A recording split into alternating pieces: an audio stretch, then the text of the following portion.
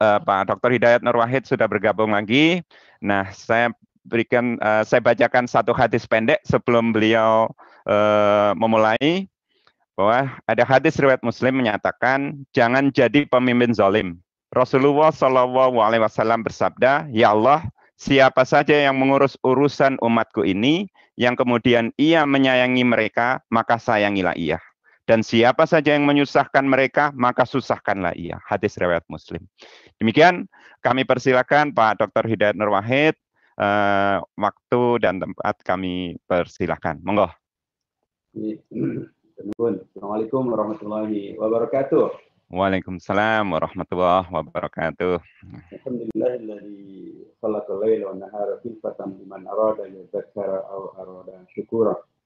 Alhamdulillahilladzi arsala rasulahu sayyidina Muhammadin khairil anam mu'alliman wa mubasysyiran wa nadhira wa da'iyan ila Allahi bi'idnihi wa sirajan munira.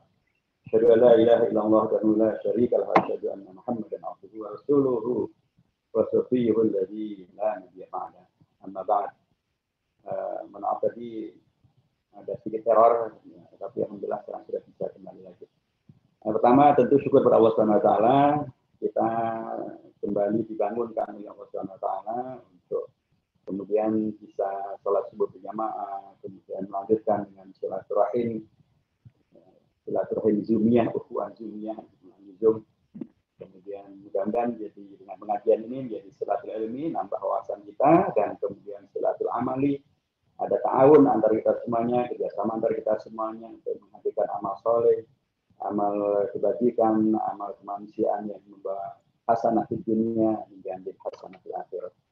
Juga khairan kepada FMMB yang di bawah kepimpinan Pak Dinda Rohani dan seluruh keluarga besar FMMB yang kembali mengundang saya untuk bersilaturahim pada hari ini.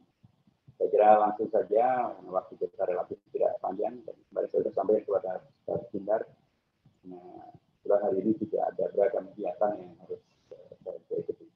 Baik, pertama tadi sudah dibacakan jazakumullah khair tentang ayat-ayat dan hadis-hadis yang orientasinya lebih kepada nadiran gitu ya. Mengingatkan tentang tanggung jawab dan sekaligus dampak negatif bila seorang pemimpin itu berlaku tidak benar, tidak adil, bahkan mengikuti hawa nafsu, bahkan tidak menyayangi umat. Itu tadi sudah dibacakan ayat dan hadisnya. Ujung akhirnya adalah neraka jahanam. Saya khawatir kalau ini yang selalu ada di depan kita, kemudian takut umat Islam takut jadi pemimpin. Umat Islam takut jadi pemimpin, kita berada di negeri mayoritas penduduk beragama Islam, siapa yang jadi pemimpin?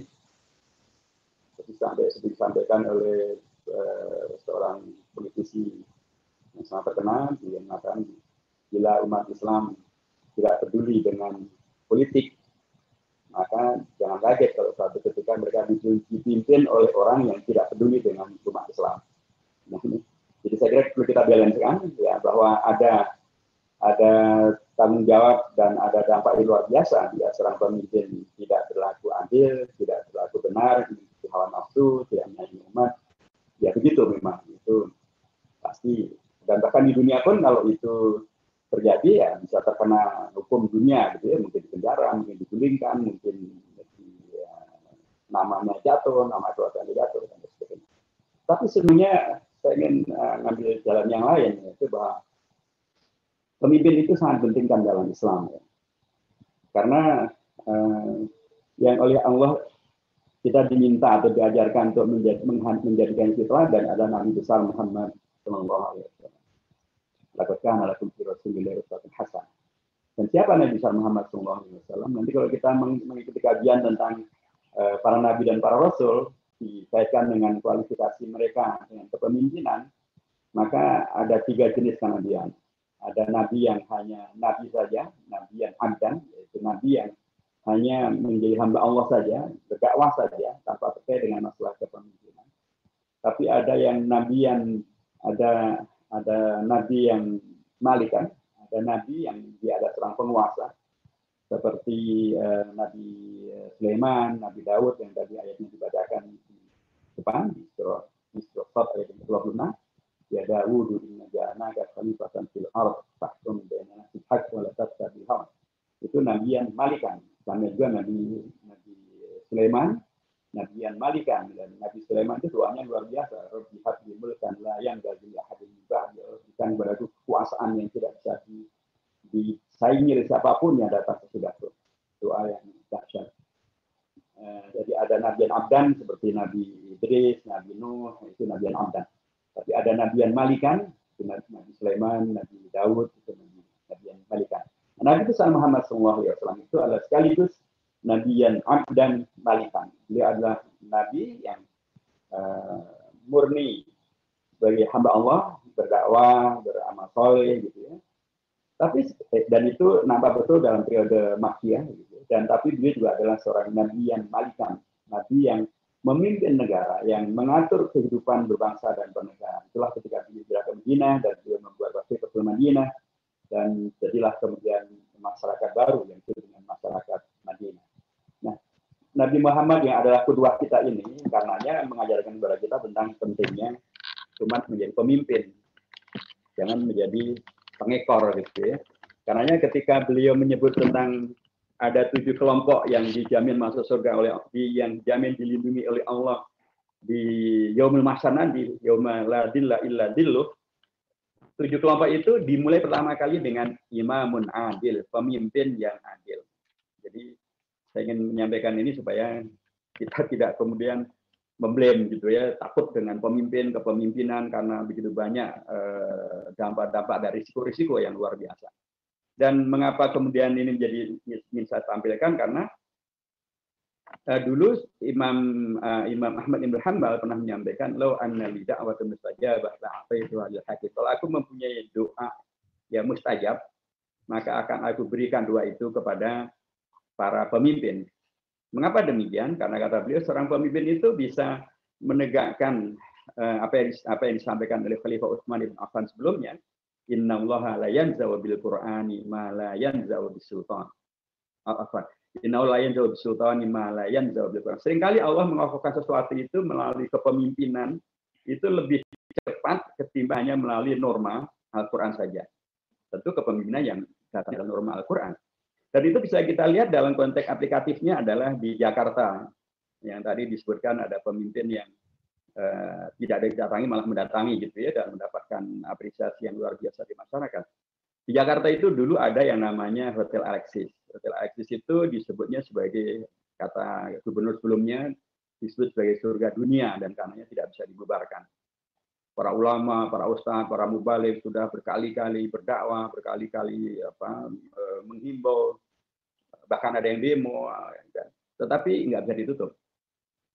Tetapi ketika kemudian umat Islam atau warga Jakarta memenangkan Pak Anies Baswedan menjadi gubernur di DKI, maka ya tidak perlu doa, tidak perlu istighosah, tidak perlu demo, begitu ya. Cukup beliau tidak menandatangani perpanjangan izin dari Alexis, maka Alexis berhenti, tutup. Begitulah efektifnya kepemimpinan yang membawa kepada kebenaran, keadilan, kemaslahatan.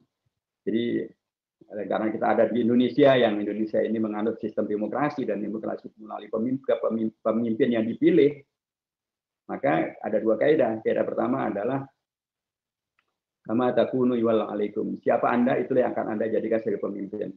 Kalau Anda semuanya takut dengan pemimpin dan akhirnya Anda golput, ya akhirnya Anda tidak memimpin, akhirnya Anda tidak memilih, dan akhirnya yang dipilih adalah pihak yang lain yang barangkali malah menghadirkan tadi fasyaqqa alaihim fasquq alaihim. Jadi dia serba menyusahkan umat. Itu terjadi karena yang pemilih-pemilih yang baik tidak memilih, malah yang tidak baik yang memilih yang tidak baik pastilah memilih yang tidak baik juga. Jadi karenanya menjadi sangat dipentingkan karena dalam konteks demokrasi pemimpin itu hasil pilihan, menjadi amat sangat dipentingkan sebagaimana kasus di Jakarta gitu ya. Umat bisa memenangkan pemimpin yang baik gitu ya. Dan mayoritas Indonesia ini adalah Muslim, wajarnya bila mereka juga memilih dengan cara yang Islami dan dengan cara itu menghadirkan pemimpin yang Islami, menghadirkan Indonesia yang baldatun thayyibatun wa rabbun ghafur dan seterusnya. Baik, itu satu sisi yang ingin saya sampaikan bahwa qudwah kita, tentang kepemimpinan adalah Nabi besar Muhammad SAW. Dan beliau mementingkan betul tentang kepemimpinan, dan beliau menjadi contoh yang konkret bagaimana menghadirkan pemimpin yang bilhaq, yang memimpin dengan benar dan tidak wala tatabil hawa, dan tidak mengikuti hawa nafsu. Dan karenanya beliau menghadirkan masyarakat yang madani, masyarakat yang berperadaban, masyarakat yang sukses, masyarakat yang kemudian oleh Allah disebut sebagai rahmatan lil alamin, disebut sebagai khairul ummah. Dan itulah teladan agung kita yang harus menjadi keteladan kita. Jadi saya mengatakan dengan ini semuanya, jangan takut menjadi pemimpin dan jangan anti kepada kepemimpinan, tapi justru umat Islam harus maju ke depan, menghadirkan kepemimpinan yang baik, kepemimpinan yang benar, dan itu bisa dilakukan kalau umat Islam mengikuti pola-pola yang dicontohkan oleh Rasulullah, diajarkan oleh Rasulullah, dan seperti di Jakarta, umat Islam bisa menghadirkan pemimpin yang baik dan benar. Baiklah, jangan dirahmati Allah Subhanahu wa taala, sesuai dengan tema, tentunya tadi sebagian sudah disampaikan ya, bagaimana tanggung jawab di hadapan Allah Subhanahu wa taala. Itu pasti kalau mengikuti kepada pola mafhum mukhalafah daripada hadis riwayat Imam Bukhari dan Muslim dari Imam Abu Hurairah, bahwa kalau 7 pihak atau 7 kelompok yang akan dilindungi oleh Allah di yaumin la dhilla illa dhilluhu, pada hari di mana tidak ada yang mendapatkan naungan kecuali naungan dari Allah Subhanahu wa taala, dan itu pertama dimulai dengan imam adil, maka akan menjadi mafhum mukhalafahnya adalah maka pemimpin yang tidak adil itu ya adalah kelompok pertama yang akan mendapatkan kondisi yang amat sangat menyusahkan, pada kondisi di mana kemudian tidak ada naungan kecuali daripada Allah Subhanahu wa taala. Tapi yang dipentingkan menurut saya dalam kajian kita pagi hari ini adalah bagaimana dengan semua peringatan dari Al-Quran maupun hadis tentang dampak negatif dari pemimpin yang tidak benar, tidak adil, mengikuti hawa nafsu, bagaimana itu menjadi pembelajaran, pengingatan, koreksi, agar kemudian dia dalam melaksanakan kepemimpinan atau pemimpin dalam melaksanakan kepemimpinan itu betul-betul melaksanakannya dengan bilhaq, dengan cara yang benar, dengan cara-cara yang adil, tidak tidak melalui hawa nafsu, tidak menghadirkan sesuatu yang menyusahkan umat. Bagaimana justru menghadirkan pemimpin yang adil supaya dimasukkan oleh Allah ke surganya, tidak dimasukkan ke nerakanya. Bagaimana tidak mengikuti hawa nafsu supaya bisa menghadirkan kepemimpinan yang benar. Bagaimana kemudian dia bisa menghadirkan kepemimpinan yang selalu dilindungi oleh Allah Subhanahu wa taala. Bagaimana dengan cara itu dia justru bisa menyayangi umat, ya, tidak malah kemudian mengungsi umat. Bagaimana dengan cara itu dia menjadi pemimpin yang terbaik, ya, tidak menjadi pemimpin yang terburuk, karena Rasulullah pun juga pernah mengingatkan dalam hadis riwayat Imam Muslim bahwa khiyaru a'immatikum, pemimpin yang terbaik dari Anda semuanya adalah yang yuhibbunakum wa tuhibbunahu, yang mencintai Anda semuanya dan Anda semuanya pun juga mencintainya. Wa yusalluna 'alaikum wa tusalluna 'alaihim, dan mereka mendoakan Anda semuanya dan Anda semuanya pun mendoakan mereka. Tapi sebaliknya, wa syiraru a'immatikum, pemimpin Anda yang terburuk adalah alladzina tabghadunahum wa yabghadunakum, yang Anda benci mereka dan mereka pun akhirnya juga membenci Anda semuanya, atau mereka membenci Anda semuanya sehingga Anda pun juga membenci mereka semuanya. Anda pun tidak pernah mendoakan mereka dan mereka pun juga tidak mendoakan Anda semuanya, atau karena mereka tidak pernah mendoakan Anda semuanya maka Anda pun tidak mendoakan Anda semuanya. Dan karena kondisi macam itu maka terjadilah kondisi batal anunahum wa yal'anunakum, dan mereka terjadilah kondisi yang tidak harmonis antara yang dipimpin dengan yang memimpin.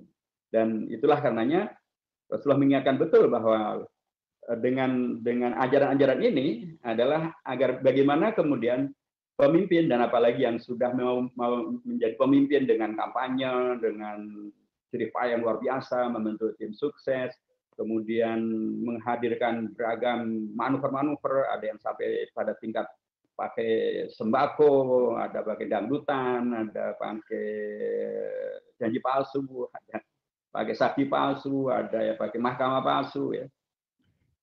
Begitu luar biasa ingin jadi pemimpin. Tapi kalau ujung akhirnya dengan cara yang buruk itu hanya menghadirkan keburukan juga, Rasulullah mengingatkan, idza wusidal amru ila ghairi ahlihi fantadhiris sa'a. Itu akan hanya membawa kepada kehancuran, akan membawa kepada terjadinya chaos, kekacauan. berakhirnya peradaban, berakhirnya sejarah, berakhirnya kehidupan. Dan para sahabat bertanya, wa kaifa, dimulai dengan mata sa'ah. Jadi seorang sahabat dari kalangan Babi waktu itu bertanya kepada Rasulullah, kapan sih terjadi hari kiamat? Berakhirnya seluruh kehidupan ini. Kemudian Rasulullah menyampaikan setelah beberapa waktu, idawus di dalam amri mata sa'ah, wala idawus di dalam amri la ghairi ahli fantadil sa'ah. Kalau sesuatu itu diberikan kepada orang yang tidak ahli, atau tidak karenanya tidak amanah, karenanya tidak jujur, karenanya tidak baik, fantadiri sa'ah. Jadi kepemimpinan karenanya diharapkan justru akan menghadirkan kebaikan, melanjutkan kehidupan, persis dengan prinsip bahwa dalam Al-Quran itu yang namanya pemimpin disampaikan dalam dua terminologi. Tadi di depan sudah dibacakan dalam surah Sad, ya Daud inna ja'alnaka khalifatan fil ardh. Pemimpin itu adalah seorang khalifah. Khalifah itu adalah satu ungkapan yang terdiri dari 3 huruf dasar, yaitu khof, lam, dan fa. Khalafa, khalfun, khilfatun, khilafatun. Artinya adalah kepemimpinan atau pemimpin yang terus menghadirkan kondisi ganti-mengganti, kaderisasi, dan lain sebagainya. Khalifah. Yang kedua adalah pemimpin itu adalah seorang imam. Dalam surah Al-Baqarah juga dinyatakan terkait dengan Nabi Ibrahim, inna ja'alnaka inni ja'iluka linnasi imama qala wa min dzurriyyati qala la yanalu ahdi dzalimin. Ya Ibrahim, Allah menyampaikan tentang Nabi Ibrahim bahwa Anda akan saya jadikan sebagai imam. Tapi kemudian Nabi Ibrahim menyampaikan wa min dzurriyyati, dan dari keturunan wahai Rasulullah ya Allah, qala la yanalu ahdi dzalimin. Ketentuan ini tidak berlaku bagi orang-orang yang zalim. Imam seperti yang kita ketahui dalam konteks sholat, ya dia adalah orang yang berada di depan, orang yang bisa memimpin, orang yang kepemimpinannya dipercaya. Kalau dia salah pun dia kemudian mau ditegur, dan kemudian dia mau sujud sahwi, gitu ya. Dan kemudian pun juga dia bisa juga ganti-berganti bila kemudian memang diperlukan penggantian itu. Tapi imam maka dia berada di depan. Kan nggak ada imam yang ada di belakang. Belakang namanya makmum. Berada di depan karenanya dia menjadi teladan tentang kedisiplinan, teladan tentang kebaikan, teladan tentang kesalehan, teladan tentang tanggung jawab, begitulah. Kalau dalam hadis nanti akan kita dapatkan bahwa pemimpin itu juga disebut sebagai yang tadi disampaikan Ustaz Jindar, kullukum ra'in wa kullukum mas'ulun an ra'iyati. Pemimpin itu adalah seorang ra'i. Ra'i itu kemudian dalam bahasa Arab artinya adalah yang melakukan riayah. Riayah itu artinya adalah yang menghadirkan kepedulian. Dan dalam bahasa Indonesia itu sudah masuk kata-kata ra'iyah. Ra'iyah itu sudah terserak dalam bahasa Indonesia menjadi rakyat. Jadi rakyat, ra'iyahnya sudah masuk dalam bahasa Indonesia, tapi pemimpinnya belum masuk ke dalam bahasa Indonesia. Pemimpinnya dalam bahasa Indonesia masih disebut sebagai penguasa, masih disebut sebagai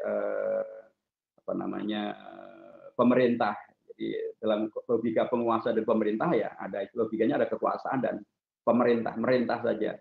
Tapi seandainya kata-kata ra'i juga kita masukkan ke dalam bahasa Indonesia, seperti kata-kata khalifah masuk bahasa Indonesia, masuk kata-kata adil masuk bahasa Indonesia, musyawarah masuk bahasa Indonesia. Kalau ra'i masuk ke dalam bahasa Indonesia, maka hadis itu menjadi sempurna masuk ke dalam bahasa Indonesia. Ra'i, ra'iyah. Jadi relasi antara pemimpin dengan rakyat itu adalah riayah. Jadi ra'i pemimpinnya, ra'iyah rakyatnya. Relasi antara keduanya adalah riayah. Riayah itu adalah kepedulian, keberpihakan, segala yang terbaik yang bisa diberikan, empati dan seterusnya. Dalam hadis juga pemimpin itu disebut sebagai amir. Bahkan Rasulullah menyampaikan, "Idza kuntum salasah, bila Anda bertiga saja, fal yu'ammir ahadakum, maka salah satu dari yang 3 itu jadikanlah sebagai amir, jadikanlah sebagai pemimpin." Bayangkan 3 orang saja harus ada pemimpinnya, apalagi 1 RT, 1 RW, apalagi 1 negara. Nah, kalau tadi kemudian semua orang takut dengan menjadi pemimpin karena takut ke neraka gitu ya. Ya terus ya hadis ini juga tidak terlaksana.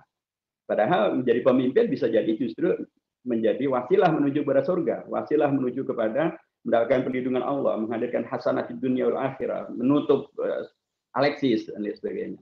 Nah, Rasulullah bahkan memerintahkan fal yu'ammir ahadakum, agar dijadikan amir, dijadikan pemimpin. 1 dari 3 saja harus ada jadi pemimpin. Nah, amir itu bahasa Arab lagi-lagi dalam itu adalah sirah isim maf'ul, tapi sesungguhnya juga dia bermakna isim fa'il. Dia isim fa'il, tapi juga bermakna maf'ul.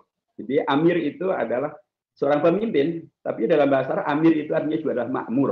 Makmur artinya adalah yang mau diperintah, yang diperintah. Jadi pemimpin dalam konteks Islam yang contoh Rasulullah adalah bukan hanya bisa memerintah, bukan hanya bisa menyuruh, bukan hanya bisa mengirim surat ke DPR untuk memprioritaskan rancangan undang-undang tentang omnibus law. Kita kerja itu adalah prioritas utama dan harus selesai 100 hari. Bukan hanya begitu. Pemimpin dalam konteks amir adalah yang makmur, yang mau mendengar, mau diperintah. Jadi ketika didatangi oleh rekan-rekan pekerja, rekan-rekan mahasiswa, ya mestinya memang tidak pergi ke Kalimantan Tengah. Apalagi Kalimantan Tengah yang ditemui juga adalah sawah, yang ditemui adalah bebek, yang ditemui adalah singkong. Yaitu bukan mencontohkan tentang pemimpin yang amir, yang memimpin tapi sekaligus yang makmur, yang bisa mendengar, yang bisa mengapresiasi, yang bisa menghadirkan, nanti karenanya adalah menghadirkan solusi. Jadi Quran dan hadis saja memberikan kategori kepemimpinan yang begitu luar biasa. Dan kalau itu bisa kita realisasikan, maka itu justru akan menghadirkan pemimpin yang imamun adil, pemimpin yang adil yang membawa kepada kebaikan bagi dirinya, bagi masyarakatnya, bagi keluarganya, dan lain sebagainya. Dalam konteks Indonesia bagaimana bisa terjadi ya? Karena di sini kita menggunakan sistem demokrasi itu memilih. Dan pemilih terbesar Indonesia itu umat Islam, ya wajar, karenanya mestinya gitu. Yang akan menjadi pemimpin itu adalah yang rofaqo bihim, farfuq bihim, yang menyayangi umatnya supaya kemudian disayangi oleh Allah Subhanahu wa taala. Nah, dalam konteks inilah jamaah dirahmati Allah Subhanahu wa taala, Indonesiaan kita selain mengenal demokrasi yang pemimpin itu dipilih gitu ya. Itu memang ada kaidah yang mengatakan bahwa kama takunu yuwalla alaikum. Siapa Anda, itulah yang akan Anda jadikan sebagai pemimpin. Nah, kalau Anda adalah tadi penyuka dangdutan gitu ya, kemungkinan besar yang akan Anda jadikan pemimpin juga adalah yang hobinya dangdut. Kalau Anda suka dengan masjid, kemungkinan besar nih, tapi suka masjidnya sepanjang waktunya, bukannya suka masjid menjelang pilkada. Nah, banyak tokoh mengatakan, banyak pihak mengatakan kalau kemudian banyak orang ya, datang ke masjid, datang ke pesantren, kemudian begitu dekat dengan umat, maka itu tanda-tanda pilkada sudah dekat atau tanda-tanda pemilu sudah dekat. Ini kan menjadi kacau gitu. Seharusnya kedekatan dengan masjid, kedekatan dengan umat, kedekatan dengan sholat subuh berjamaah, kan ada yang kemudian akan mengumandukan untuk sholat subuh berjamaah. Ya bagus sih, tapi harusnya itu bukan hanya menjelang pemilu atau pilkada saja, sepanjang waktu lah. Ada yang kemudian sepanjang waktu anti kepada jilbab, tapi menjelang pemilu, menjelang pilkada, kemana-mana pakai jilbab gitu.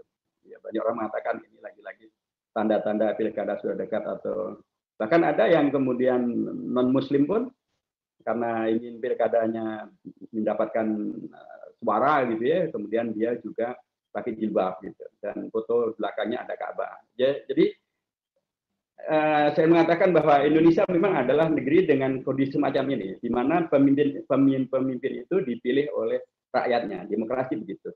Tapi dalam kajian siasat syariah ada ungkapan kama takunu yuwalla alaikum. Siapa Anda, itulah yang Anda jadikan sebagai pemimpin. Kalau Anda mudah tertipu, maka Anda akan memilih pemimpin yang mudah menipu. Ya, mudah tertipu dengan jilbab, mudah tertipu dengan ke masjid menjelang pilkada saja gitu ya. Nah, Anda akan memilih pemimpin yang sejenis itu. Jadinya ya nanti akan ketahuan. Tapi kalau Anda adalah betul-betul suka ataupun betul-betul qalbuhum mu'allaqun bil masajid, itu salah satu daripada 7 kelompok yang dilindungi oleh Allah nanti. Orang yang selalu hatinya bersama dengan masjid, sepanjang waktu dia dengan masjid, ya orientasi pemikiran dan amalnya ada dengan masjid, kepeduliannya dengan masjid, maka dia akan memilih pemimpin yang juga orientasinya adalah kepada kemasjidan. Nggak mungkin dia memilih pemimpin yang ke masjidnya hanya basa-basi, ke masjidnya hanya bilang pilkada, ke masjidnya hanya, nggak mungkin. Dia akan mencari pemimpin yang betul-betul orientasi kemasjidannya adalah bagus. Nah, saya mengatakan bila demikian sesungguhnya maka dia akan bisa menghadirkan pemimpin sesuai dengan dirinya. Maka disinilah pentingnya dakwah, disinilah pentingnya pengajian, disinilah pentingnya takmir masjid untuk kemudian selalu mencerahkan umat sehingga umat mempunyai pemahaman yang baik dan benar tentang beragamanya, sekaligus juga tentang bernegaranya, sehingga dalam posisi di mana kemudian Rasulullah mengajarkan dan mencontohkan tentang pentingnya menghadirkan pemimpin, maka umat pun bisa menjadi bagian daripada solusi untuk bisa menghadirkan pemimpin. Karena memang dalam konteks Indonesia kita, bahkan Pancasila yang dirujukan dari atau menjadi dasar negara, itu saja mengakomodasi para pemimpin bangsa ini, mengakomodasi beragam istilah yang jelas-jelas adalah istilah-istilah yang amat sangat merujuk pada Al-Quran. Ada kata-kata adil 2 kali disebutkan, bahkan tadi dalam surah ayat ke-26 tentang Nabi Daud yang diperintahkan untuk berlaku yang hak pasti adil gitu ya. Dan itulah yang dinyatakan Rasulullah sebagai pemimpin yang akan mendapat perlindungan dari Allah. Maka Pancasila mengakomodasi 2 kata-kata atau dua nilai, 2 ideologi tentang adil dan keadilan. Sila kedua dan sila yang kelima. Kalau tadi pemimpin itulah ra'i dan ra'iyah, ra'iyah itu rakyat, maka rakyat pun juga sudah diakomodasi dalam Pancasila di sila yang keempat dan sila yang kelima. Kalau kita dipentingkan untuk menghadirkan perilaku yang beradab, supaya dengan itu menghadirkan peradaban, maka Rasulullah mengajarkan tentang adabani rabbi fa ahsana ta'dibi, dan itulah yang kemudian menghadirkan sila yang kedua. Sila yang keempat menghadirkan tentang pentingnya musyawarah, pentingnya hikmah, pentingnya perwakilan. Itu lagi-lagi adalah nilai-nilai Al-Qur'an yang sangat nilai-nilai Al-Qur'an, nilai Islam yang sangat-sangat luar biasa. Nah, kalau ini kemudian dipahami dengan baik dan benar oleh umat Islam dalam konteks mencari pemimpin dan menghadirkan pemimpin, maka insya Allah pemimpin yang akan hadir adalah pemimpin yang betul-betul memahami tentang tanggung jawabnya. Tanggung jawab bukan hanya di akhirat, di hadapan Allah, tapi tanggung jawab di dunia. Tanggung jawab kepada rakyatnya, kepada umatnya, kepada negaranya, kepada bangsanya. Dan inilah yang kita sayangkan terjadi dalam beberapa kasus pembuatan undang-undang di Indonesia. Dulu RUHIP juga menghadirkan tentang kondisi ketidakamanan itu, di mana kemudian Pancasila diselewengkan bisa menjadi Trisila, menjadi Ekasila, dan sila pertama kemudian bisa diubah menjadi sila yang ketiga, bahkan tidak ada Pancasila sama sekali dalam Ekasila. Bahkan kemudian pun kalaupun ada yang sebelumnya sebagai ketuhanan, itu tentu adalah kondisi yang tidak amanah. Ya kita koreksi dan kita tolak. Alhamdulillah dengan penolakan publik juga akhirnya yang undang-undang ini kemudian mati suri dan sudah selesai. Sekalipun belum dicabut secara resmi, tapi itu sudah tidak mungkin akan dilanjutkan, sudah selesai. Nah, yang sekarang ini adalah rancangan undang-undang tentang rancangan undang-undang Omnibus Law Cipta Kerja. Dulu kita sudah menyebutnya rancangan undang-undang ini adalah rancangan undang-undang Omnibus Law Cilaka. Mengapa cilaka? Ya, cilaka itu bahasa Jawa ya, mungkin sudah masuk bahasa Indonesia. Karena menghadirkan cilaka. Kami sejak bulan Februari belum ada tuh yang bicara-bicara tentang rancangan undang-undang ini. Kami baik di partai maupun di fraksi, kami sudah melakukan diskusi publik, kajian publik, undang para pakar, dan saya sudah menyimpulkan bahwa ini rancangan undang-undang harus ditolak. Karena dalam konsep awalnya, itu waktu itu menghadirkan satu kehebohan yang luar biasa dan pemerintah mengelak dengan mengatakan itu salah ketik. Itu di pasal 170 dari rancangan undang-undang tentang Omnibus Law Cilaka dari itu. Karena di pasal 170 itu disebutkan di sana tentang bahwa pemerintah dalam rangka melaksanakan undang-undang ini bisa melakukan perubahan terhadap undang-undang melalui peraturan pemerintah. Ini sebuah kesalahan yang sangat mendasar. Karena kalau ini dibiarkan, maka Indonesia akan berubah dari negara konstitusi menjadi negara peraturan pemerintah. Peraturan pemerintah itu ya presiden dan para menterinya. Ya semuanya dia. Kalau undang-undang itu masih ada yang namanya naskah akademik, begitulah harusnya masih ada sosialisasi, masih ada dengar pendapat. Tapi kalau yang namanya peraturan pemerintah, ya mau-maunya pemerintah.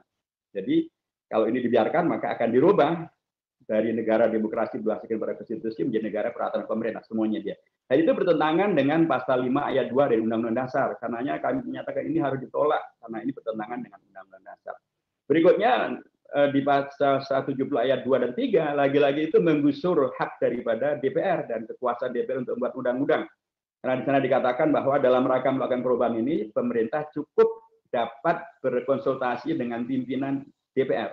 Wah, ini sangat berbahaya sekali, karena dalam konteks Undang-Undang Dasar, ini jadi ketentuan tadi bertentangan dengan Undang-Undang Dasar di pasal 20 ayat 1, kekuasaan buat undang-undang itu adanya di DPR, bukan adanya di peraturan pemerintah, dan apalagi kemudian peraturan pemerintah itu dilakukan cukup hanya dengan konsultasi dengan pimpinan MPR, pimpinan DPR. Pimpinan DPR dalam konteks undang-undang sesungguhnya tidak mempunyai kekuasaan yang lebih. Mereka hanya speaker saja, hanya juru bicara saja. Kekuasaan DPR itu ada di anggota DPR seluruhnya, bukan di pimpinan DPR maupun juga pimpinan yang lain.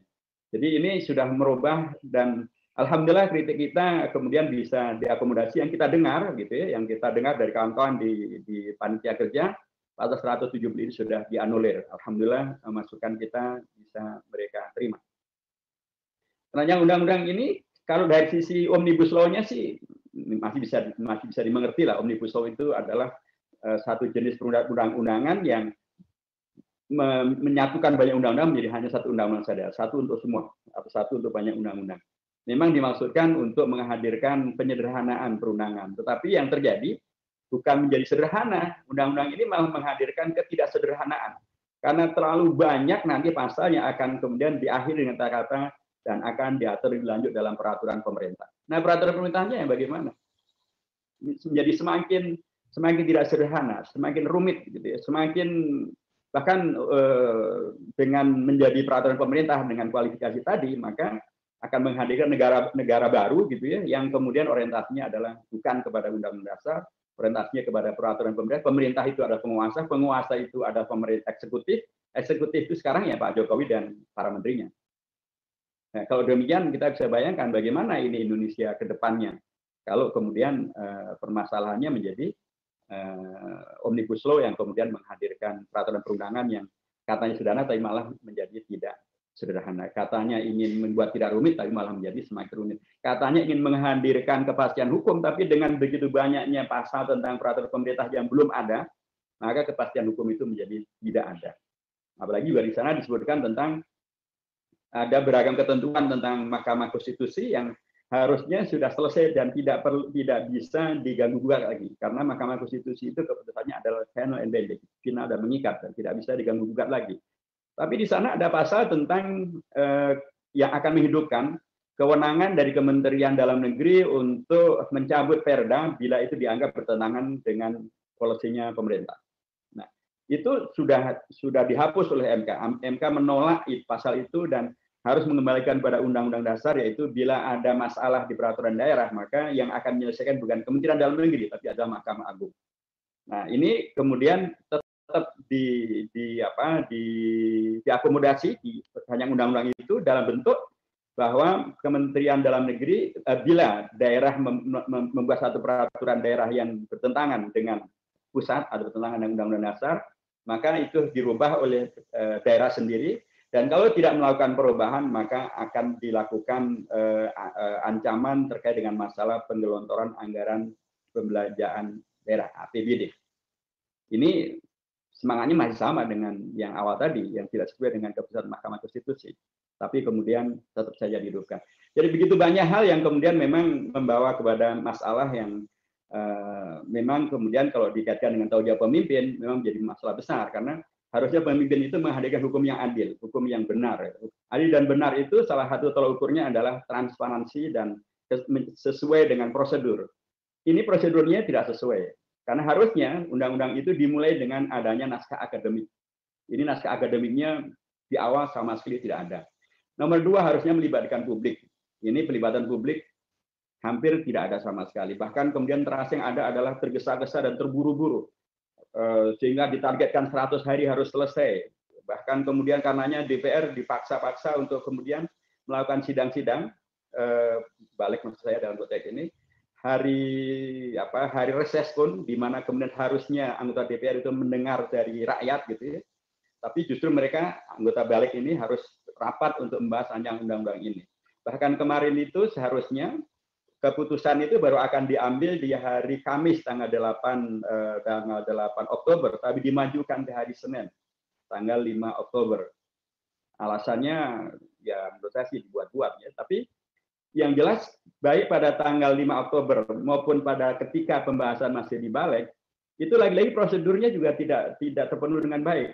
Harusnya satu rancangan undang-undang itu ketika akan dibawa ke paripurna, pengambilan tingkat akhir istilahnya, itu di pengambilan keputusan tingkat pertama di balik badan legislasi, itu harusnya sudah selesai di anggota balik, yaitu dengan bentuk setiap lembar itu ada paraf dari anggota-anggota balik dari seluruh fraksi tentang sikap mereka, apakah setuju atau tidak setuju. Nah, ada parafnya di situ.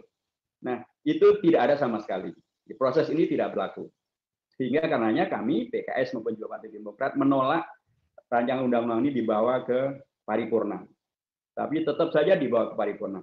Ketika di paripurna, lagi-lagi tidak diberikan itu draft akhir atau naskah akhir yang akan disahkan. Kan wajarnya dimanapun juga kalau misalnya ada RUPS gitu, rapat usaha pemegang saham gitu, rapat umum pemegang saham misalnya, itu kan keputusan yang akan diambil kan sudah hitam di atas putihnya sudah jelas. Peraturan perundangan juga harusnya demikian. Sebelum disahkan kan harusnya setiap yang akan mengesahkan sudah mempunyai draft akhir. Ini loh rancangan undang-undang yang akan kita sahkan. Itu tidak ada sama sekali. Bahkan sampai hari ini, sampai kemarin itu kawan-kawan kami di fraksi PKS yang anggota balik sekalipun menanyakan mana itu draft akhir yang sudah disepakati. Ternyata sampai kemarin siang pun belum ada. Padahal ketika hari Senin itu ditanyakan mana draft kok belum dibagikan, kata pihak koalisinya pemerintah menyampaikan kita nggak sempat memfotokopi, kita putuskan dulu baru nanti kita perbaiki. Oke lah, seandainya itu benar, padahal tidak benar. Tapi masa dari Senin sampai Kamis Jumat nggak selesai juga fotokopi, memang berapa juta halaman? Itu kan diperkirakan ada yang mengatakan 900 halaman, ada yang mengatakan 1.200 halaman, tapi kan tidak banyak. Fotokopi di Indonesia mungkin nggak diselesaikan. Ada apa dengan ini semuanya? Transparansinya menjadi sangat bermasalah. Kalau saja kemudian ini ada sebagus seperti yang disampaikan oleh para menteri dan bahkan presiden sekalipun, kenapa harus ditutup-tutupi semacam ini? Kenapa harus dibuat tidak transparan? Kenapa harus buru-buru? Kenapa harus, kalau memang itu adalah baik, kenapa tidak malah justru presiden menemui para buruh dan para mahasiswa? Dialog langsung, sampaikan ini loh, dan dibawakan itu pasal per pasal. Ini ketentuannya tidak benar kalau yang tersebar publik, ini buktinya. Tapi kan tidak. Alih-alih menemui, malah kemudian melaksanakan yang katanya ada program sebelumnya, padahal program-program itu sih sangat mudah untuk maju mundurkan sesungguhnya melihat pada perkembangan dan kepentingan yang ada. Dan terutama sekali adalah bahwa tidak disebutkan itu persisnya pasal berapa yang katanya sesuai dengan ininya pemerintah. Saya mengatakan demikian karena sampai hari ini belum ada itu draft yang dibagikan oleh Balik kepada anggota DPR, dan karenanya belum ada yang disampaikan kepada Presiden untuk ditandatangani, dan karenanya bagaimana mungkin mereka mengatakan itu adalah hoax. Kalau hoax berarti kan sudah ada undang-undangnya, kemudian yang menyebar tidak sesuai dengan undang-undang. Yang sampai hari ini undang-undang itu belum ada. Maksud saya belum ada, belum dibagikan secara benar gitu ya. Karena kami masih mempermasalahkan apakah betul yang dibagikan nanti adalah sesuai dengan yang disepakati pada rapat-rapat di Panja, atau malah ternyata terjadi penyimpangan-penyimpangan. Ini kan bagian-bagian yang semakin membuat adanya ketidakpastian, membuat adanya syubhat, membuat adanya kekhawatiran. Ini bukan indikasi tentang adanya al-haq, bukan indikasi tentang pemimpin yang adil. Yang hak dan adil itu adalah al-halal bayyinun. Jadi segala sesuatunya transparan, jelas. Kalau dengan begitu luar biasa niatan daripada pemerintah begitu luar biasa baiknya, alangkah sangat baiknya kalau itu niatan juga diwujudkan dalam bentuk terakomodasi dan terlaksananya ketentuan-ketentuan yang terkait dengan pembuatan undang-undang. Ada transparansi di sana, ada ketaatan terhadap prosedur di sana. Tidak perlu kemudian berlaku yang terburu-buru, tidak perlu sembunyi-sembunyi, tidak perlu takut dari rakyat. Buka saja supaya kemudian terbukti bahwa memang ini semuanya adalah benar, dan kebenaran itu terukur diantaranya adalah karena transparansi, karena kesesuaian dengan aturan, karena membawa kepada hal yang bisa disepakati oleh lebih banyak orang, karena memang menghadirkan kebaikan-kebaikan. Sekarang yang menolak sudah begitu sangat banyak, luar biasa. Dan bahkan ada sudah 6 gubernur yang menyampaikan penolakannya atau menyampaikan aspirasi rakyat terkait dengan penolakan ini, termasuk Sri Sultan Hamengkubuwono sendiri menyampaikan aspirasi rakyat Yogyakarta dan warga buruh Yogyakarta yang menolak RUU atau undang-undang tentang Omnibus Law Cipta Kerja ini, termasuk juga Gubernur Sumatera Barat, Gubernur Jawa Barat, Gubernur Kalimantan Barat. Gubernur Jawa Timur mengusulkan agar ini ditunda pelaksanaannya, beberapa bupati di Jawa Barat juga demikian, termasuk Gubernur DKI juga menyampaikan akan menyampaikan bahwa aspirasi rakyat yang menolak itu akan disampaikan. Dan kelompok-kelompok juga semakin banyak yang kemudian melakukan koreksi. Bagi kami sangat jelas bahwa ini terlalu banyak syubhatnya, terlalu banyak mandorotnya, maka solusi terbaik adalah mereka menuntut untuk dibawa ke MK saja. Tapi terus terang banyak pihak pesimis dengan MK. Mengapa demikian? Karena sejak Januari dulu ternyata Pak Jokowi sudah minta dukungan kepada MK untuk pengesahan rancangan undang-undang tentang Omnibus Law ini, Omnibus Law Cipta Kerja ini. Nah, kalau sekarang dibawa ke sana dan kita tahu tentang komposisi keanggotaan di MK semacam itu, banyak orang pesimis. Kecuali MK memang betul-betul sesuatu yang betul-betul bisa diandalkan, tetapi keterujian semacam ini belum bisa kita dapatkan pembuktiannya. Dan yang paling mungkin sesungguhnya adalah bila Pak Jokowi yang kembali kepada prinsip bahwa beliau yang mengusulkan, karena ini ada usulan pemerintah ya, ini bukan usulan DPR. Di DPR sudah ditolak oleh dua partai ya, PKS dan Demokrat. Kalau pemerintah semuanya mendukung. Jadi usulan dari pemerintah ini ya menurut saya melihat begitu banyak kontroversi, masalah, ketidakjelasan dan penolakan dari publik termasuk dari pimpinan-pimpinan daerah, ya lebih baik untuk dicabut saja melalui Perpu. Itu ada hak konstitusional yang diberikan Undang-Undang Dasar kepada Presiden. Dan kalau itu dicabut kembali kepada undang-undang existing, maka ya insya Allah kegaduhan ini akan dengan sendirinya selesai. Kalaupun ada beberapa pasal yang dianggap baik gitu ya, itu nanti ditambahkan saja di dalam undang-undang yang lama. Tidak perlu kemudian mengusut undang-undang yang lama, tapi menghadirkan undang-undang baru yang justru penuh dengan kontroversi. Saya kira demikian Bapak dan yang dirahmati Allah SWT. Mudah-mudahan sekali lagi kita bisa proporsional melihat hal ini dan sekaligus menghadirkan tanggung jawab sejarah kita agar tidak terjadi kiamat di Indonesia, agar tidak terjadi anarki, agar Indonesia tetap bisa kita jaga, kita wariskan kepada generasi berikutnya. 100 tahun Indonesia merdeka, 2045 tidak lama lagi, dan itu penting untuk menjadi tonggak kebersamaan kita dalam konteks keumatan maupun juga dalam konteks kebangsaan. Barakallahu fikum.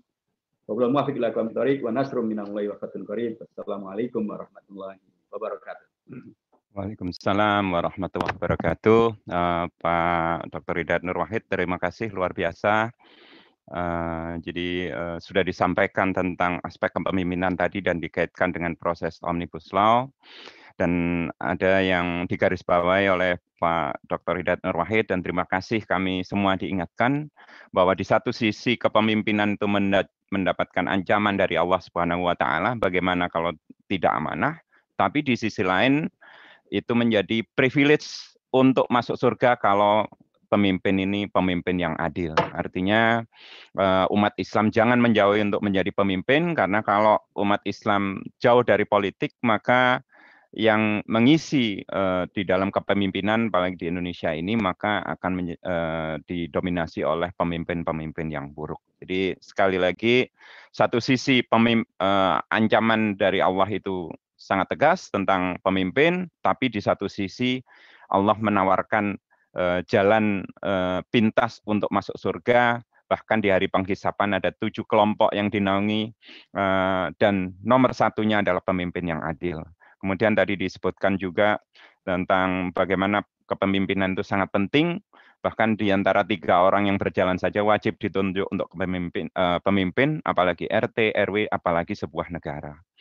Dan kemudian tentang pemimpin ini adalah apa yang dilakukannya. Jadi siapakah Anda, seperti itulah pemimpin Anda.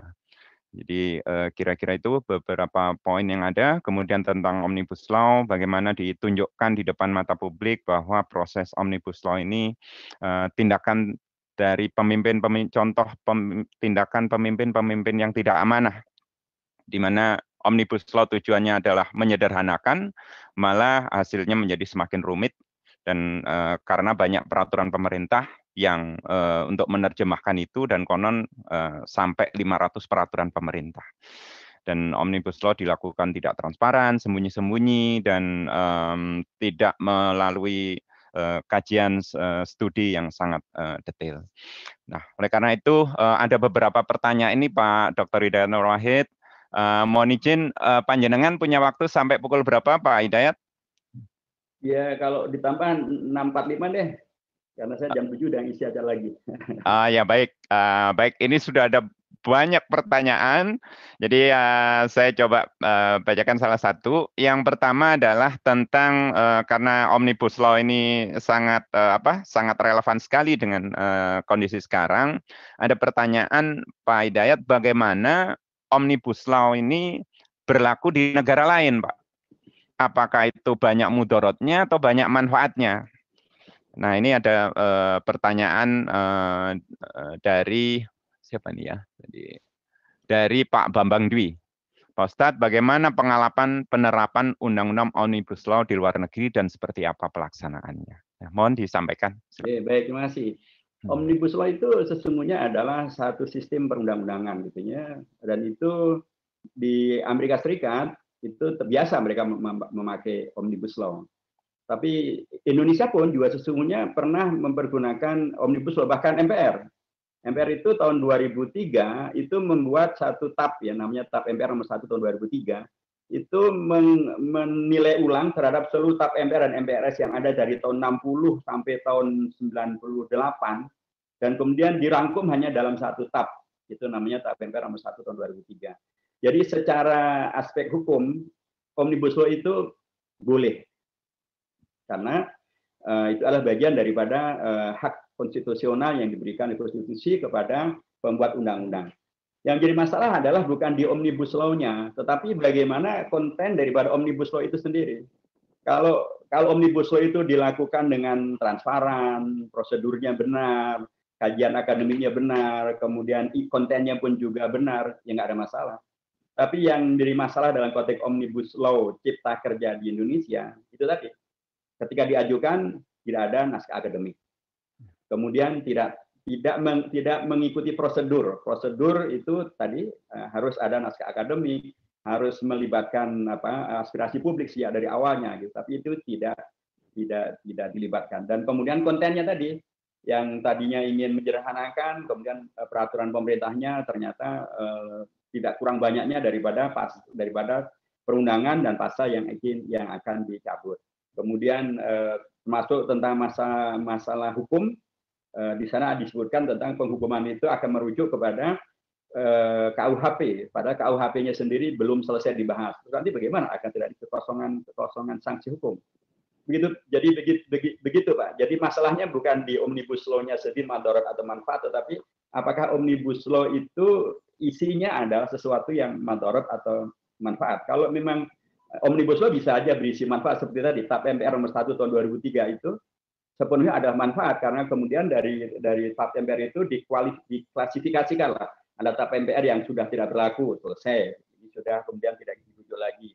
Ada TAP MPR yang masih berlaku, di antaranya adalah TAP MPR tentang pembubaran PKI, begitu terusnya. Jadi permasalahannya bukan di Omnibus Law-nya, tetapi di konten, di isi daripada Omnibus Law dan prosedur menghadirkan Omnibus Law itu. Terima kasih, Pak. Baik, jawaban yang sangat pas, langsung, tegas, bahwa masalahnya adalah bukan di Omnibus Law tapi masalah isinya ya Pak ya. Dan kemudian ini pertanyaan kedua Pak Hidayat Nur Wahid, ini adalah kalau Undang-Undang Cilaka tadi, Cipta Lapangan Kerja tadi, Presiden sudah bersikukuh dan sudah ditetapkan DPR dan menjadi undang-undang, jalan apa yang paling terbaik untuk membatalkannya? Karena respon masyarakat begitu luas, dan sementara tadi disebutkan, saya pakai istilah, ada jebakan Batman masuk Mahkamah Konstitusi tadi, karena sudah ada itu. Nah, jalan terbaik bagaimana ini Pak Dr. Hidayat Nur Wahid untuk membatalkan undang-undang ini, sementara jalur MK itu sebagai jebakan Batman, satu sisi presiden yang bersikukuh, tapi masyarakat juga bersikukuh. Ini bagaimana titik temunya? Mohon disampaikan. Ya, memang menjadi agak sulit ya, karena sekalipun juga babnya adalah ya inilah satu pelajaran demokrasi yang berada di depan mata semua umat gitu ya. Kalau Anda salah milih pemimpin ya beginilah kondisinya gitu ya. Anda salah memilih wakil rakyat ya beginilah kondisinya. Mudah-mudahan akan menjadi pelajaran yang sangat serius untuk pilkada, untuk pemilu, untuk pada waktu yang akan datang, sehingga tidak ada lagi kemudian pemimpin yang kemudian menghadirkan jebakan-jebakan Batman semacam ini. Jadi itu bisa terjadi nanti kan 2024 dan lain sebagainya. Saya hanya mengatakan bahwa ini memang tidak mudah, tetapi mudah-mudahan kalau melihat pada bahwa sekarang ini penolakan juga sangat meluas ya, dan bukan lagi sekedar rekan-rekan pekerja pun juga mereka hampir seluruh kelompok kemudian mereka satu kata. Dari kelompok mahasiswa pun juga kali ini baik dari BEM-nya maupun juga dari organisasi massa mahasiswanya di Payung Plus pun juga mereka melakukan penolakan, bahkan asosiasi dosen guru besar, bahkan organisasi buruh global juga melakukan penolakan, bahkan tadi beberapa kepala daerah juga sudah melakukan penolakan. Nah, mudah-mudahan kalau kemudian penolakan itu memang berlaku masif gitu ya, dan kemudian dijauhkan dari perilaku anarki, dijauhkan dari para penyusup yang kemudian bisa mengalihkan isu gitu ya. Ya mudah-mudahan ya kita doakan saja. Mudah-mudahan masih ada hati nurani ya di Pak Jokowi maupun juga di Mahkamah Konstitusi untuk nanti mendengarkan suara dari rakyat ini. Nah, saya kira itu yang bisa dilakukan ya, untuk kemudian menyampaikan tentang aspirasi rakyat yang seluas-luasnya, aspirasi publik yang seluas-luasnya, dan mudah-mudahan tadi hati nurani itu akan membawa kepada kesadaran untuk menghadirkan pemahaman bahwa ternyata banyak masalah, tidak sebagaimana dibayangkan seolah tidak ada masalah, seolah menghadirkan kemaslahatan yang luar biasa bagi pekerja, bagi masa depan Indonesia, padahal ternyata isinya banyak masalah. Mudah-mudahan ada kesadaran semacam itu, dan kalau ke Mahkamah Konstitusi ya lagi-lagi itu para hakim ini mudah-mudahan mereka betul-betul mempergunakan fungsi dan posisi mereka sebagai hakim tertinggi yang kemudian keputusannya tidak bisa dibanding dan keputusannya mengikat ya. Mudah-mudahan hati nurani mereka juga tergerak untuk kemudian melihat fakta tentang begitu banyak masalah yang ada, sehingga kemudian mereka bisa apa yang dibayangkan sebagai jebakan Batman mudah-mudahan tidak terjadi karena mereka masih menggunakan hati nurani. Ya itu husnudzon semacam itu yang tetap bisa dilakukan sambil ya berdoa. Doa itu kan bagian daripada silahul mukmin juga, yang penting untuk juga bisa dilakukan. Tapi menurut saya juga menjadi sangat dipentingkan untuk bagaimana rancangan undang-undang ini, karena sebenarnya masih bisa dilakukan. DPR pun juga sebenarnya bisa, karenanya Pak Gubernur Sumatera Barat kan juga mengirimkan suratnya kepada DPR agar DPR sendiri yang mencabut. Itu juga kalau pimpinan DPR dan fraksi-fraksi besar di DPR mau melakukan itu bisa. Tinggal kemudian mereka sidang lagi, mereka cabut lagi, itu satu hal yang juga bisa dilakukan. Tapi yang jelas kalau dari posisi kami di PKS dan juga di Demokrat, ya kami jelas terus mengkritisi, terus menolak, dan menghadirkan koreksi-koreksi untuk kebaikan konstitusi, kebaikan hukum, kebaikan berbangsa, dan kebaikan bernegara. Terima kasih, Pak. Terima kasih Pak Hidayat Nur Wahid. Jawabannya jelas, tapi implementasinya mohon doa bersama dari seluruh umat supaya dari pimpinan DPR RI dan juga dari pemerintah bisa mencabut itu. Dan sebagai informasi, kami dari Forum Bersama Tangerang Selatan juga yang terdiri dari kumpulan berbagai organisasi masyarakat Tangerang Selatan juga menyatakan sikap menolak Omnibus Law Pak Hidayat Nur Wahid. Jadi insya Allah kalau bahasa Liverpool, you are not alone. Jadi kami masyarakat juga turut menolaknya. Dan sebagai informasi juga, rumahnya Ketua Mahkamah Konstitusi itu di dekat BSD Pak, di salah satu jamaah masjid di FMMB, Masjid Rodotul Hakim, lokasinya di Villa Serpong. Dan ya, mudah-mudahan tercerahkan hati nurani beliau, Pak. Barangkali mungkin silaturahim ke rumah beliau, ke masjid untuk bisa menggerakkan hati nurani beliau, mungkin bisa direkomendasikan nggih Pak Hidayat Nur Wahid. Iya, monggo jamaah bisa silaturahim ke beliau gitu. Silakan. Baik, makasih. Nah, ini ada pertanyaan berikutnya. Saya gabung dua pertanyaan. Yang pertama dari pertanyaan Pak Suradi, bagaimana untuk mewujudkan miracle leadership yang sesuai ajaran Islam dalam tataran nasional bahkan global, dan bagaimana kondisi atau potret pemimpin umat saat ini. Ini pertanyaan dari Pak Suradi, tapi ada pertanyaan lain dari Pak Agung, bahasanya mohon izin saya agak softkan. Bagaimana caranya mengganti pemimpin dengan cara Islam, karena kalau pemimpin itu sudah tidak amanah, kira-kira dan bahkan khianat terhadap umat. Nah, ini satu sisi kita memimpikan miracle leadership dari pertanyaan Pak Suradi, kemudian pertanyaan Pak Agung satu sisi bagaimana ganti pemimpin yang sudah tidak amanah lagi secara Islam. Kira-kira demikian. Makasih, Pak. Baik, terima kasih untuk dua pertanyaan yang menggambarkan tentang kepedulian untuk kebaikan umat dan bangsa ya. Tentang miracle leadership, kalau udah pakai miracle agaknya susah Pak, mana ada miracle sekarang ini.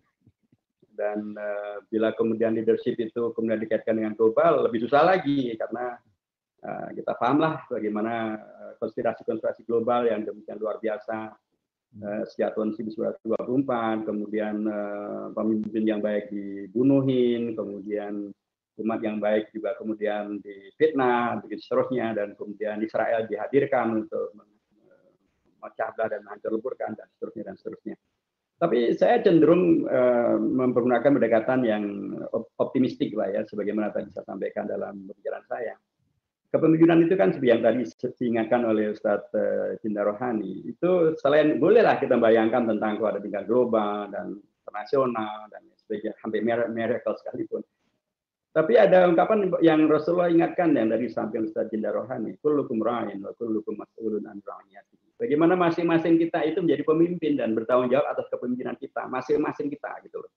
Nah, kalau masing-masing kita melaksanakan tanggung jawab kepemimpinannya dengan baik, itu akan mewujud pada keluarga yang terbayang tentang nilai-nilai kebaikan, kemanfaatan, kemaslahatan, keunggulan, nilai lebih yang bisa kemudian menghadirkan keluarga yang bukannya sakinah mawaddah warahmah, tapi keluarga yang teladan. Di lingkungan masyarakatnya kemudian menyebar menjadi masyarakat yang teladan. Ini kan mirip juga dengan tentang masjid ya. Mohon maaf, kita begitu luar biasa mengumpulkan dana untuk masjid. Ada apa namanya proposal yang kirim sana kemari dan upaya. Tapi kalau masjid sudah berdiri, ya yang memakmurkan masjid berapa orang?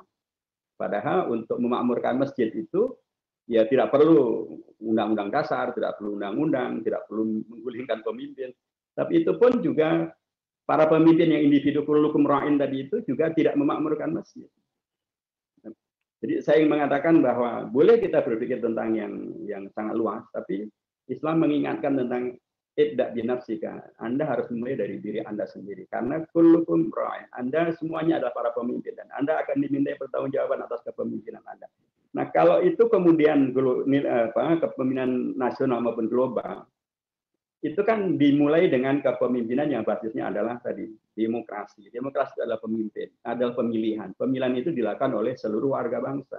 Kalau seluruh warga bangsa itu sudah menjadikan dirinya sebagai ra'in, pemimpin yang mas'ul, yang bertanggung jawab, maka dia akan memilih pemimpin yang bertanggung jawab. Bila itu terjadi, maka pemimpin yang Islami, yang kemudian bisa membawa kepada kemaslahatan itu akan dengan sendirinya terwujud. Tapi kalau kita hanya berpikir melompat, tapi kemudian mengabaikan tentang tanggung jawab kita sebagai pemimpin, tanggung jawab kita pemimpin di keluarga, tanggung jawab kita pemimpin di lingkungan terdekat, tanggung jawab kita pemimpin di perusahaan kita, tanggung jawab kita, dan seterusnya, dan kemudian ketika pemilu, ya itu semuanya dikalahkan dengan dangdutan, dengan money politik, dengan ya itu tidak akan semuanya terjadi. Dan Allah di dalam Al-Qur'annya tegas hanya mengatakan la yukallifu nafsan illa wus'aha laha ma kasabat wa 'alaiha ma kasabat. Yang akan ditanyakan oleh Allah itu adalah apa yang Anda lakukan dan apa yang bisa Anda lakukan. Kalau itu sudah kita lakukan dengan maksimal, kita persiapkan diri dengan maksimal, menghadirkan pemimpin diri kita, keluarga kita, masyarakat kita sudah lakukan dengan yang terbaik, termasuk menghadirkan kepemimpinan tingkat nasional yang terbaik yang bisa kita lakukan, karena kita sudah melakukan tanggung jawab itu, ya itulah yang bisa kita lakukan. Dan Allah tidak membebani kita di atas kemampuan yang bisa kita lakukan. Nah, tapi kalau ini semuanya dilakukan pada tingkat global, maka dengan sendirinya nanti pada tingkat global pun juga akan menghadirkan kepemimpinan yang tadi dibayangkan. Bagaimana kemudian menjatuhkan pemimpin? Ya, dalam konteks Islam memang kalau Islam itu diartikan sebagai sejarah kepemimpinan dalam Islam melalui Khulafaur Rasyidin misalnya, ya kita akan lihat bagaimana kemudian Khalifah Abu Bakar Siddiq, beliau wafat, ya. Kemudian Khalifah Umar bin Khattab, Khalifah Utsman bin Affan terjadi tragedi, Khalifah Ali bin Abi Thalib terjadi tragedi, dan itu semuanya pastilah tidak Islami. Maksudnya tragedi-tragedi itu pastilah tidak Islami. Nah, dalam konteks yang sekarang ini, bagaimana kemudian menggantikan kepemimpinan dalam konteks Islam? Ya, kalau kita Islam dalam konteks di Indonesia, maka pastilah rujukannya adalah kepada Undang-Undang Dasar. Undang-Undang Dasar itu mengatur tentang pemimpin itu bisa diganti, bisa di impeachment bahasa politiknya, gitu ya, dan itu sudah pernah terjadi. Nah, aturannya juga ada, aturannya itu di pasal 78 dari Undang-Undang Dasar itu mengatur tentang penggantian kepemimpinan, dan itu dimungkinkan. Tetapi memang ada syarat-syaratnya tentang pelanggaran Undang-Undang Dasar, tentang korupsi, tentang ketidakmampuan melaksanakan amanat, kemudian pun juga, tapi prosesnya memang panjang dari DPR kemudian ke Mahkamah Konstitusi, balik lagi ke DPR, balik lagi ke MPR, dan itu panjang. Jadi menurut saya lebih mungkin untuk mempertimbangkan tentang bagaimana kita bisa terus menghadirkan kepemimpinan diri, kepemimpinan lingkungan, kepemimpinan, agar kemudian dari situ akan menghadirkan kepemimpinan pada tingkat luas, sehingga kepemimpinan yang semacam ini yang akan terjadi bukan untuk diturunkan, tapi justru akan didukung untuk menghadirkan kemaslahatan berkelanjutan bagi umat dan bagi bangsa. Mas, baik. Nggih, makasih.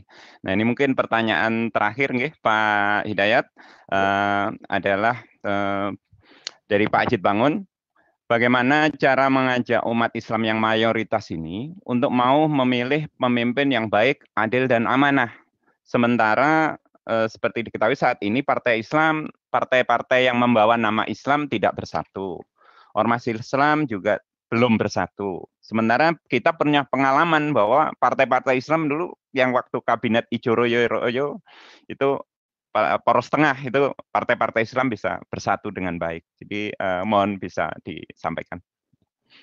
Ya, tadi saya sampaikan di depan ya bahwa yang dipentingkan itu adalah proses dan usaha yang kita lakukan ya. Tentang hasil adalah tidak sepenuhnya menjadi hal yang dipertanyakan oleh Allah Subhanahu wa taala. Yang ditanyakan adalah bagaimana apa yang Anda lakukan, apa yang Anda perjuangkan. Dan memang sejarah dari pemilu di Indonesia memang unik ya. Dari tahun 55 itu sudah ada pemilu dan mayoritas warga Indonesia waktu itu pun juga Muslim, waktu itu ada satu partai Islam Masyumi, ada partai Masyumi, ada partai NU. Tapi kemudian umat Islam yang mereka menangkan bukan partai NU maupun partai Masyumi, yang dimenangkan adalah partai PNI dan PKI menjadi partai yang keempat yang dimenangkan oleh rakyat Indonesia. Kemudian sepanjang Orde Baru yang dimenangkan waktu itu adalah Golkar. Ketika hanya ada 3 partai dan hanya ada satu partai Islam P3, lagi-lagi bukan P3 yang dimenangkan oleh umat Islam, tapi adalah Golkar. Orang mengatakan bahwa itu mungkin represi, Pak Ustaz. Oke, pada zaman reformasi, ketika kemudian tidak ada lagi represi, yang dimenangkan adalah partai PDIP, kemudian Golkar, kemudian Demokrat, dan sekarang PDIP lagi. Orang mengatakan karena partai Islam pecah belah. Menurut saya sih kalau babnya pecah belah, partai sekuler itu pecahnya lebih banyak lagi. Setiap pemilu partai sekuler itu lebih 2 kali lipat atau bahkan 3 kali lipat daripada jumlah partai Islam.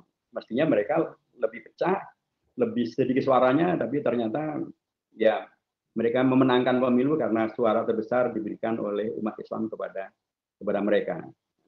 Adapun tentang ormas-ormas ya karena memang sejak dari dulu ormas itu juga beragam, sama juga dengan partai beragam. Jadi kalau menurut saya permasalahannya bukan masalah pecah belah atau beragam ya, tapi bagaimana kemudian dengan keragaman itu bisa menghadirkan ta'awun, kerjasama, menghadirkan mewadahi ya. Jadi partai yang latarnya mungkin dekat dengan kalangan Nahdliyin atau kalangan Muhammadiyah, kemudian bisa mewadahi semuanya, dan atau kemudian dengan yang lain juga bisa mewadahi, dan kemudian bisa terjadi ta'awun, kerjasama antar semua pihak. Itu saya kira yang dipentingkan. Dan seperti yang tadi disampaikan bisa muncul dalam konteks poros tengah, tapi itu pun juga hanya dalam waktu yang tidak lama, karena memang dulu juga Masyumi juga demikian, dan itu tidak lama. Tapi itu artinya adalah bahwa kita punya sejarah di mana umat bisa bersama-sama. Kita tetap tidak lebur menghilangkan jati diri dari masing-masing ya. Kita tetap saling menghormati, ormas dengan beragam-ragamnya saling menghormati, partai dengan beragam-ragamnya saling menghormati. Tapi ketika nanti terjadi pemilu atau terjadi kondisi di mana kemudian mereka perlu kerjasama, mereka saling bekerja sama, saling menguatkan, dan tidak saling menegasikan. Nah, apa yang harus kita lakukan? Penting untuk terus melakukan silaturahim semacam ini. Silaturahim antar ormas, antar orpol, antar masjid, antar musola, antar tokoh, dan kemudian terus melakukan ta'lim, ya, pencerahan kepada umat tentang tanggung jawab mereka, tentang tanggung jawab sejarah mereka, tentang kebaikan bila mereka menangkan agenda keumatan, menangkan agenda kebangsaan. Terus pencerahan ini terus perlu dilakukan karena mereka yang ingin melakukan liberalisasi, sekularisasi, Islamofobia itu juga dakwah mereka dalam tanda kutip atau propaganda mereka kan sepanjang waktu. TV-TV itu kalau kita lihat dari pagi ke pagi isinya adalah hal-hal yang kemudian membawa kepada perilaku dan pemikiran yang sekularistik, bahkan mungkin liberalistik, bahkan mungkin ateistik, bahkan mungkin hedonistik. Itu terus dilakukan bahkan dengan kemasan yang demikian luar biasa gitu ya. Nah, bahkan masuk ke ruang tidur dari kita semuanya gitu. Tapi bagaimana dengan dakwah kita? Dakwah kita dilakukan dalam waktu yang relatif terbatas, di tempatnya juga relatif terbatas, dengan cara yang terbatas, dengan metode yang juga tidak variasinya tidak sevariatif yang lain-lain gitu. Nah, ini tentu ada sebuah tantangan bersama. Bagaimana kemudian kita kalau mereka yang berdakwah kepada sesuatu yang tidak membawa kepada maslahat bagi umat begitu luar biasa, berjihad dalam dakwah mereka. Nah, tentu kita yang ingin menghadirkan maslahat bagi umat, menjauhkan umat dan bangsa dari madarat, harusnya juga lebih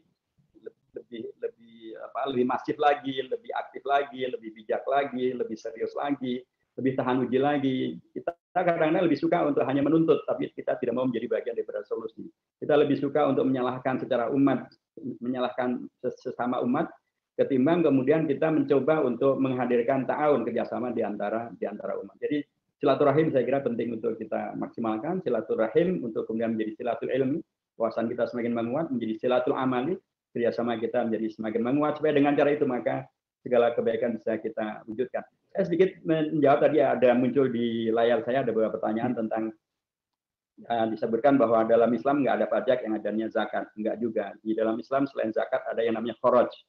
Kharaj itu bahasa kita sekarang ya adalah namanya pajak, dan kitab Kharaj itu salah satu kitab induk yang sangat lama, bahkan sudah ditulis sejak abad kedua Hijriah.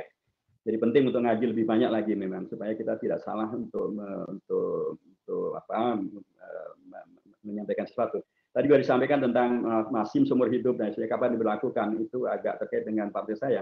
Itu bagian daripada janji kampanye memang, tapi waktu itu tegas sekali janji kampanye itu akan kami, kalau kami dimenangkan dalam pemilu maka kami akan melakukan ABCDF.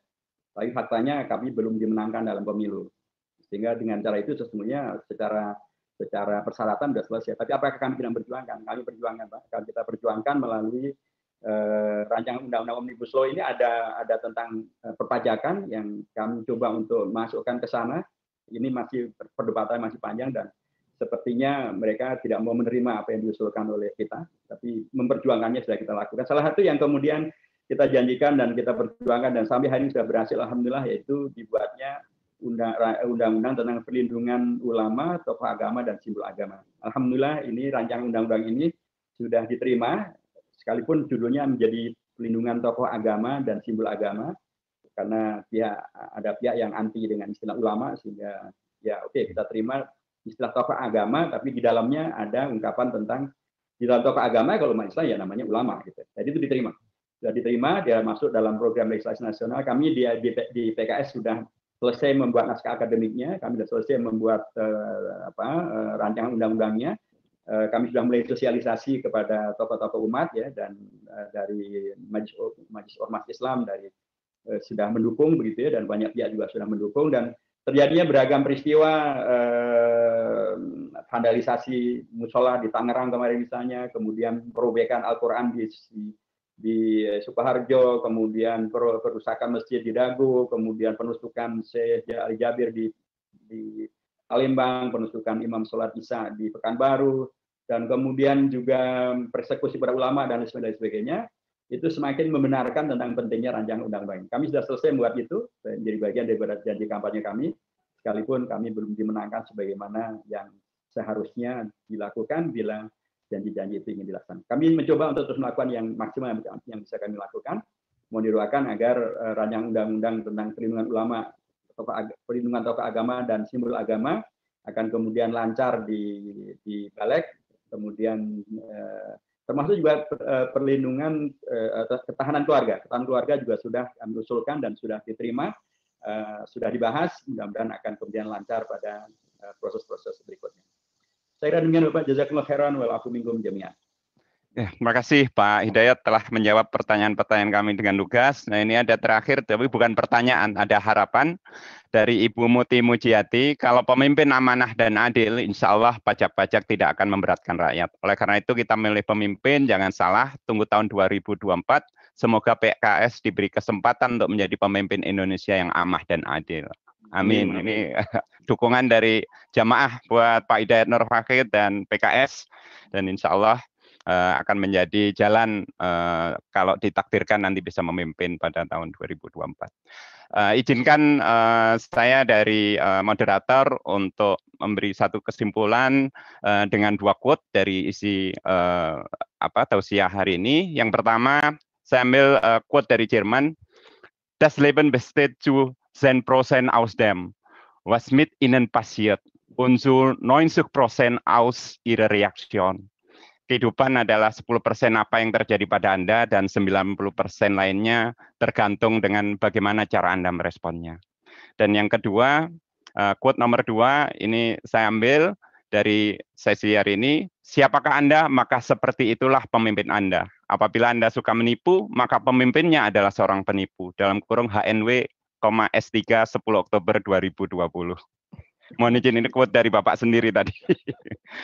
Baik, terima kasih atas kebersamaan kita dan sekali lagi merupakan suatu kehormatan bagi kami dari FMMB bisa menghadirkan Pak Dr. Hidayat Nur Wahid bersama kita. Semoga Bapak tidak bosan-bosannya untuk memberikan tausiah, arahan, sehingga kami juga bisa menyampaikan kepada jamaah-jamaah kami di Forum Masjid Musholah BSD. Terima kasih. Wawahul muwafiq ala aqwamit thoriq, nasru minallahi wa fathun qarib wa basyiril mu'minin. Wassalamualaikum warahmatullahi wabarakatuh.